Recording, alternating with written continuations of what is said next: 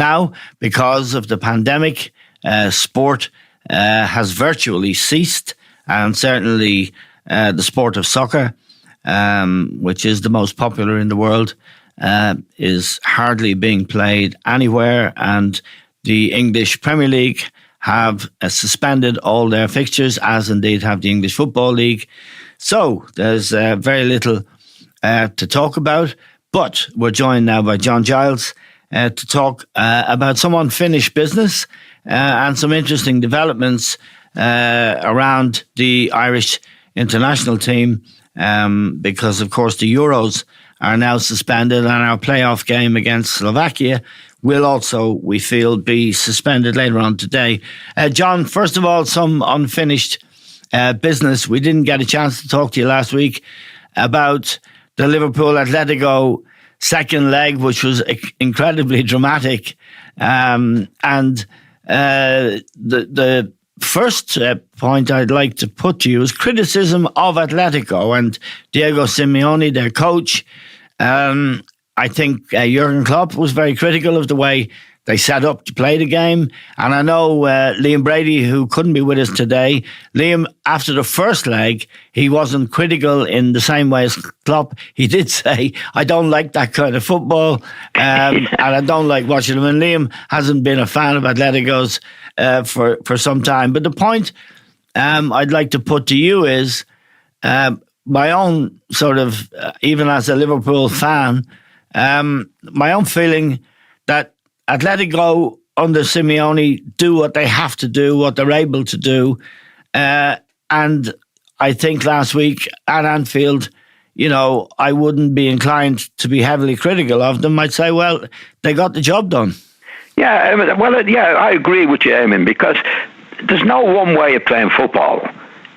Football is about results, yes, and how you get them with the people that you have at your disposal. Yeah. Sometimes it's not attractive to certain people's eyes, and sometimes it is attractive in certain ways. In the way that Simone plays, it's not easy on the eye, but is it effective? Yeah, definitely. I mean, I've seen a lot of teams who are easy on the eye, but never won anything. No, and there was there was a fear after the first leg when Liverpool failed to score an away goal that if Atletico managed to score a goal at Anfield, Liverpool would need 3. Now, so you know what you're dealing with. Even in the away leg, Liverpool had the majority of the possession, but Atletico have built a fabulous new stadium. They spent a lot of money on one or two of the players they bought and spent money on haven't really worked out in the first leg. João Felix, for example, who's the second most expensive player in the world, a young forward from Portugal, he missed the first leg. He played in Anfield. He didn't make much of an impression.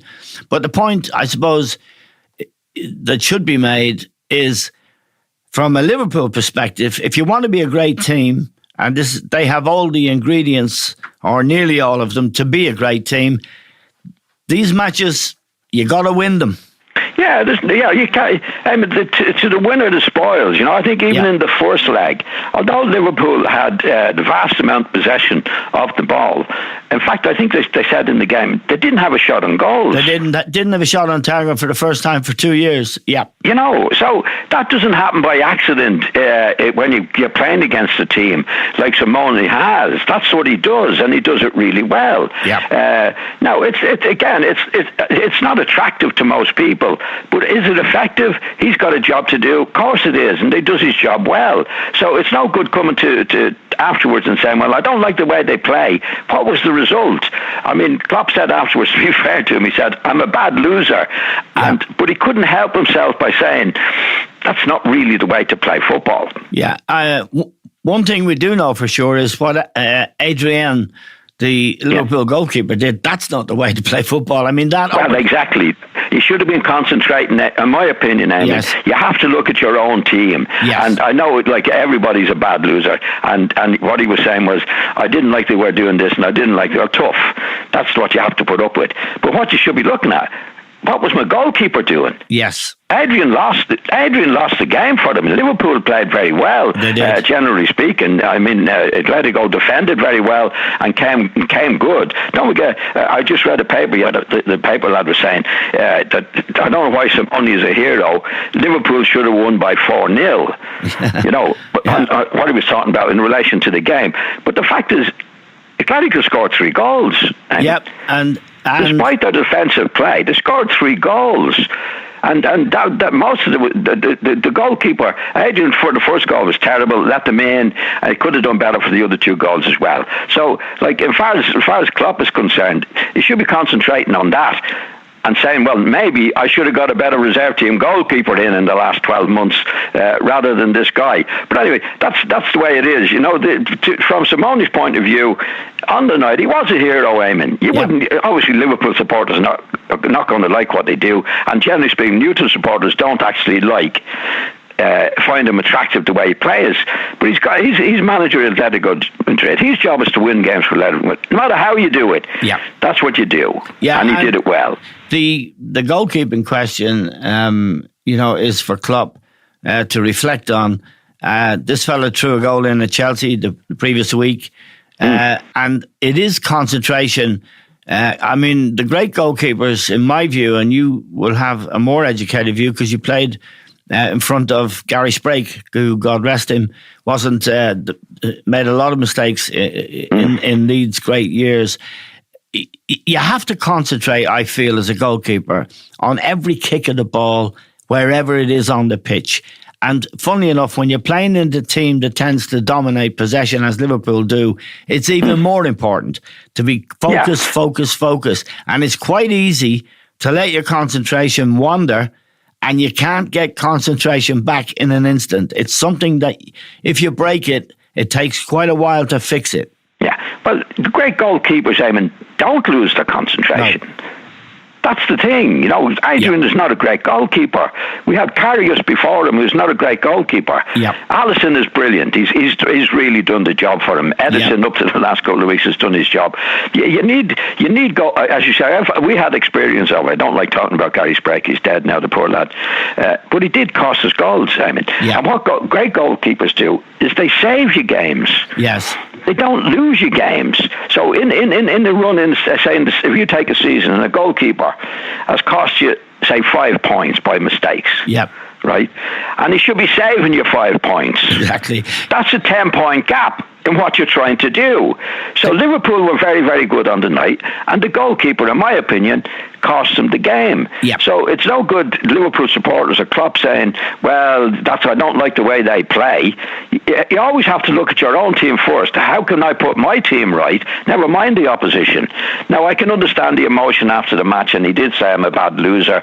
And my experience with managers over the years, Eamon, when I was in management, it was opposing managers that I played always had an excuse, Eamon, or a reason for it. But you have to look at it and say, well, Liverpool overall, on possession and that, deserve to win the game. But if you have a dodgy goalkeeper, and don't forget, Eamon, their goalkeeper was brilliant. Oblak is one of the best goalkeepers, if not the best in the world, John. Well, he is fantastic. That was the difference on the night, Eamon. This guy must have saved him 4 or 5 times. And when Adrian came to do his stuff, he didn't do it. So no matter how much possession you had, and Liverpool, I thought, played really, really well on the night, you cannot carry a goalkeeper. So I think Klopp should be looking at his reserve team goalkeeper, never mind Simeone and all the other things that Atletico did or didn't do. Okay, now, John, let me ask you this. And many Leeds United fans will be listening to this, still hoping that Leeds are going to get into the Premier League if the football ever starts again. But Don Revie was one of the great managers in the history of English football. One of his hallmarks, and you'll correct me if I'm wrong, but I believe it was meticulousness about everything. And yet, for several seasons, he persevered with Gary Sprake, who kept making these monumental blunders. And at the same time, he had a reserve keeper, David Harvey, who really was first class. Can you explain to me, and more importantly, to the Leeds fans out there who would have wondered, why did Revie given his meticulous nature, put up with Gary Sprake for so long? Well, I'll give you my take on it. When I came to the club first, Gary Sprake was in the team as a young goalkeeper, and he was outstanding. Right. He was really, really good. But somewhere along the way, 2 years into 2 years, 3 years, he lost his nerve. He definitely lost his nerve and started making mistakes. Yeah. And the big question, even among ourselves, why is Gary still in the team when David Harvey? Now, I think what happened, when Don first took over Leeds, they didn't have a good time, Eamon. Actually, they were struggling, and he was nearly sacked. And he decided he was going to take a gamble, and he's going to put some young lads in the team. So he put Gary Sprake, Norman Hunter, a lad called Rod Johnson, Paul Reaney, Terry Cooper, and these lads came good. Eddie Gray, would he be Eddie later on? Yeah. Eddie was later on, but these lads came in and did their stuff for him. Yes. And Sprakey was a very good goalkeeper at that particular time. Now you have to go on the characters of the manager, and Don was the type of fella who. Very meticulous, as you say, Eamon, and very good at what he did. But he had a little bit of a soft spot for somebody who did well for him. Yes. Now, this is my take on it. And I couldn't, the lads couldn't understand it, but I think he was being loyal to Gary for what Gary had done for him. In the early years. When he needed him. Yes, right. Yeah. Yeah. That's what I think happened. And it got to us. Actually, what happened really was he'd made loads of mistakes. I mean, actually threw the ball in the net at Anfield. Yeah, but he went to throw it out and turned full 360 and threw it in his own net. Yeah, he was on the right-hand side of the penalty area, Eamon, and he was going to throw the ball to Terry Cooper in the left-back position. Yeah. And I think Ian Callaghan was playing. But as he was about to do it, Ian Callaghan was tightening up on Terry. Yeah. So he got to the ball behind him and changed his mind and hooked it over his shoulder. Yeah. Into the back of the net. And that was in Anfield. And then the joke was as well, Damon, that the guy who played the records at Anfield at that time played careless hands. Yeah. But it went on and on for a long time. And the big shock was we played Birmingham in the semi-final of the Cup at Sheffield in 1972, and he left Gary out that morning. Right. And he never got in again. Right. And David Harvey came in. Yes. And David was a good friend of yours because you roomed with David, didn't you? I roomed with David. I used to say to him, David, be patient. You know, it can't go on. It can't go on. Because he was a good... He wasn't a Shilton on that, David Harvey, but he wasn't going to lose you goal, yes. Damon. Yeah, yeah. He was steady. He was good. Yeah. He wasn't spectacular, but he was solid. And Gary never got in again. Right. Now, I just before I go back to Liverpool in the bigger picture, I felt for Adrian last week. I was very, very upset, and I am I was like a kid when I'm watching Liverpool, particularly in the big matches like this, the meaningful ones that can decide whether they're going to go on and be a great side, which means winning lots of trophies, and or whether they're not.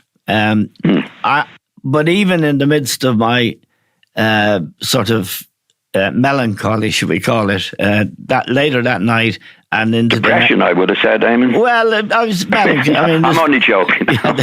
There is a sort of I kept thinking about Adrian in the dressing room afterwards. How must he have felt? And I felt some deep pity for him, I must say. Yes. And the next morning, you wake up, I mean, and God only knows he's got to go in, he's got to look at the lads, and the whole weight of what he's done is on his shoulders. It's a difficult thing for any human being to live with, isn't it? I know it's only soccer, but, you know, the responsibility you have to your fans and your colleagues, it must. He'll never get over that, will he? No. And the thing is, and you don't want to be cruel in that situation, but as you know, you've played football for a long time, and it's a hard game. Yeah, I know. It is a hard game. Of course, you feel sorry for him. I felt sorry for Gary Sprake on many occasions, but you'd have to go back then, and you have to put the blame on the manager, Eamon. Yes. Ultimately, yes. ultimately, because, in Don Revie's case, he put Gary Sprake in the team. Yes. In Klopp's case, he put Adrian in the team. And we know, I think we know, that Adrian is not a top goalkeeper. No. Not at that level, do you know what I mean? No, and there is another factor here that kicks in, John, and I think it's the new fashion in football for goalkeepers to be good with their feet and to play out from the back, which is how this incident developed. It started with a bad pass out from the back, and funnily enough... I'm sorry, I have to interrupt you. I don't think he was passing out from the back at that time, actually. He was actually trying to kick it out, and he slipped as he's going into the ball. No. He was trying to pass it. He made a mess of it, He was trying to pass it. It never got off the ground. He passed it straight to the Atlético Madrid player. I know he did, but I don't think he was trying to pass it. I think he was actually trying to... Anyway, it doesn't matter. He made a mess of it one way or the other, anyway, I mean, we'll sort of stop torturing ourselves and poor old Adrian, but I have to say that in the modern game there are aspects of it that I don't agree with. That the new Real Madrid goalkeeper Courtois, who was at Chelsea, he's been lashed by Real fans as well. He's had a crisis. Now, he's a very good goalkeeper, but he's no good with his feet. So really it looks like that if you can't cope with that sort of side of the game as a goalkeeper now, you have a flaw, and you might be thought much less of, no matter how good of a shot stopper or how good off your line you are. Oh, that's the game, Eamon. We call it the modern game. You're expected to do it. If you can't do it, you can't do it. But you'd have to go back. It's not just now that he can't do it, Adrian, Eamon. No. He's been around for a long time, and he's been a good goalkeeper in many ways, as we know. But I'm only talking about Klopp now, and I'm being severely critical of him now. The manager ultimately is responsible. It's like Gary Sprake, Don Revie was responsible for keeping him in as long as he did. Yeah. That's what you have to know nowadays, and you have to be cruel. Not cruel. Well, it is cruel in a certain way to say no. He's not good enough. He has to go. Yeah, that's football. It's football, as you know. I mean, it can be a very, very cruel game with people that you played with, I've played with, that I really liked them. They're terrific lads. Yeah. But if they can't do it, they can't do it. There's just two other keepers that I want to mention. Edison, who's been superb since he's come to Manchester City and looked a really good all-round goalkeeper. Yet he was responsible for the 2 goals Manchester United got in the game last week. And the other goalkeeper that's fascinating in this regard is De Gea, who came to Manchester, cost a lot of money, didn't do great at first, and looked very nervous and lacking in confidence when he had to come off his line. And then after about 6 or 8 months, he developed into a fantastic keeper. And he was Player of the Year 3 years running, maybe 4, but certainly 2 or 3 years running for Manchester United. And now he's gone. I mean, he's been terrible. So it's a funny position, keeping goal. And I feel it's concentration. And if you don't concentrate on every kick of the ball, even if it's in the penalty area 70 yards away from you, you've got to be watching, you've got to stay focused. And that's even harder if you're in a really top side that dominates the ball, like Manchester City do, or Liverpool at their best. Yeah, well, the great goalkeepers have done it, Eamon. Even though they, over the years, the great goalkeepers, if you go back to Peter Shilton, this is my time and that, they've done it. Concentration is everything. I mean, Ray Clemens, Pat Jennings, Shilton, these guys did it, and they were in good teams. I mean, I don't know what it is, but if you look in recent times, Lloris has done it. Yeah. De Gea has done it. Yeah. You wonder, with the amount of responsibility nowadays, probably more so than ever before, it's just their nerve go. I mean, it looks like their nerve goes when they make these silly mistakes. They're silly mistakes, that you can say, why did he do that? And these are people who have played brilliantly and been great goalkeepers for a period of time. Could it be that, the pressure's on them, whatever they have to do? Is their nerve gone? It usually is their nerve. Well, for what it's worth, and then we'll move on, my theory would be, John, that this passing out from the back, since you've been allowed to pass the ball in the penalty area, the passing out on the back from the back has put a lot of pressure on keepers. Lloris would be one. I think Courtois, who's now at Real Madrid and has been severely criticised there, they're trying to get rid of him because he's not very nimble on the ball. Adrian, of course, is in there. Alisson and Edison are the two best Brazilians, not surprisingly. But I think that whole idea of being responsible for the team keeping the ball might be putting pressure on them. But let's just... Well, it might put pressure on them, but the way they're slipping up, Damon, some of them are from playing out from the back or not playing out from the back very well. But most of the goals are mistakes.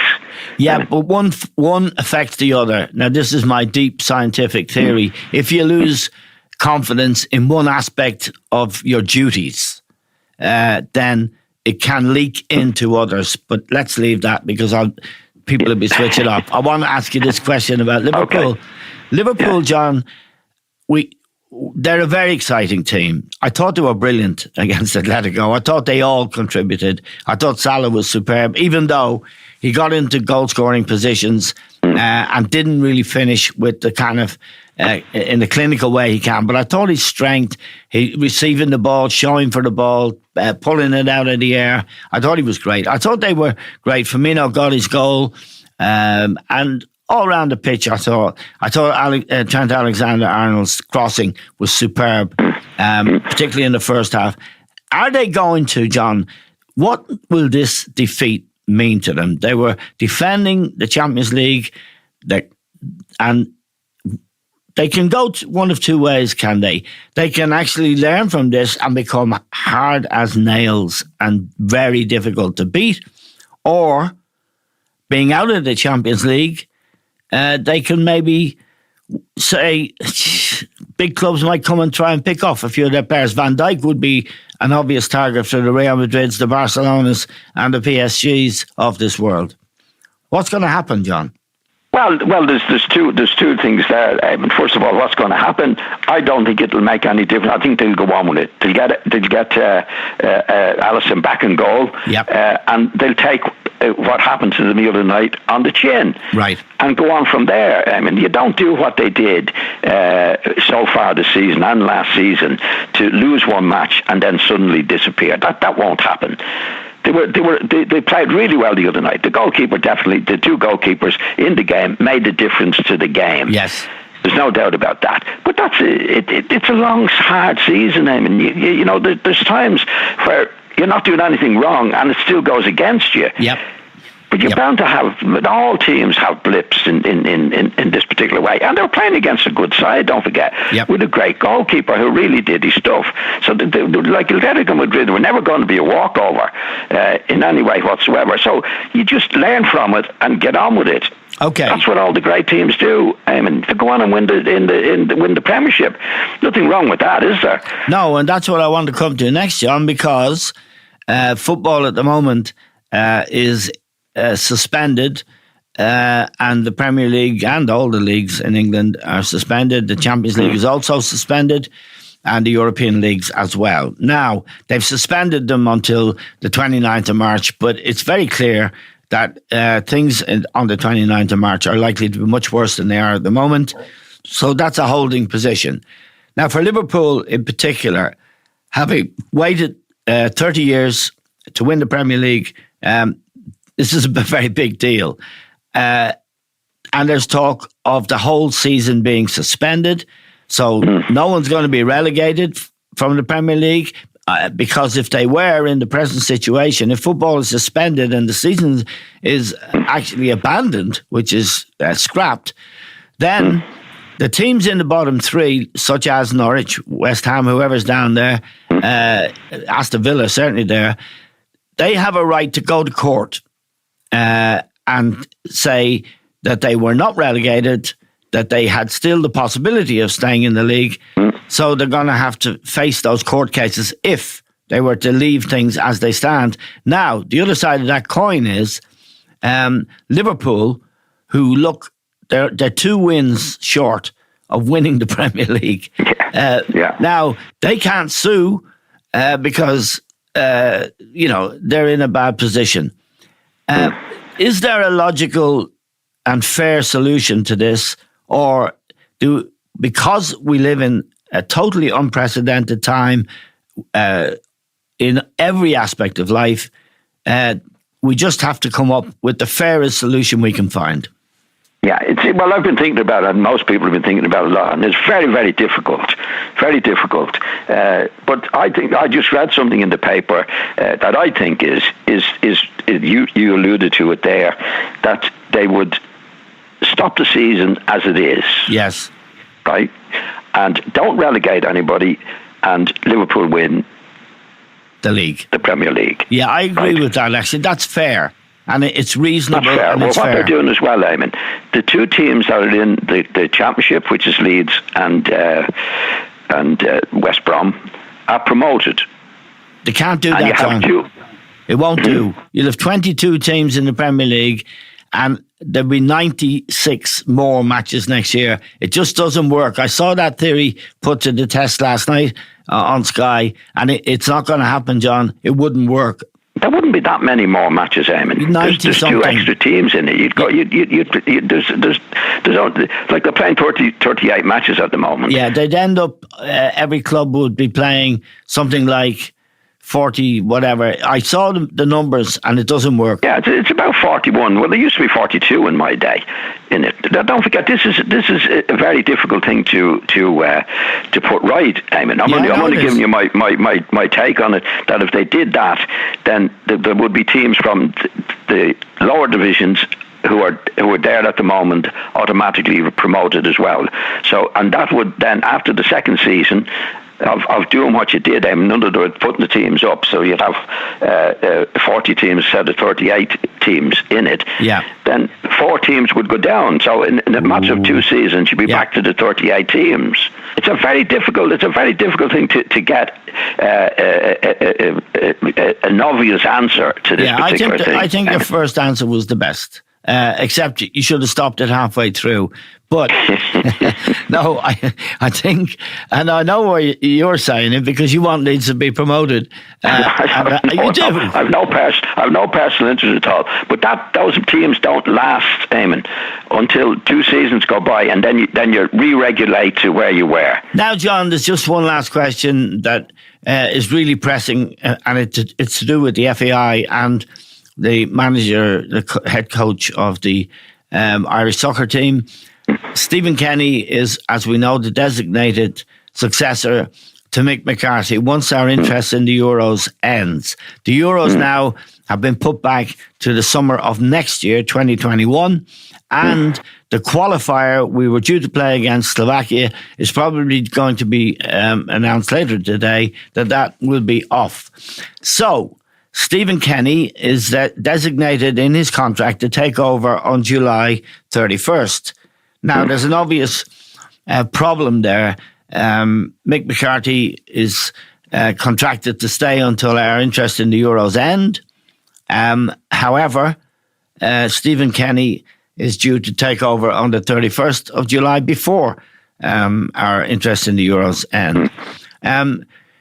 It's very important for Stephen Kenny in particular, is it not, John, that he gets to work with his international team as early as possible, and it would be almost unreasonable to expect him to wait for a year in the event that we were to qualify for the Euro finals.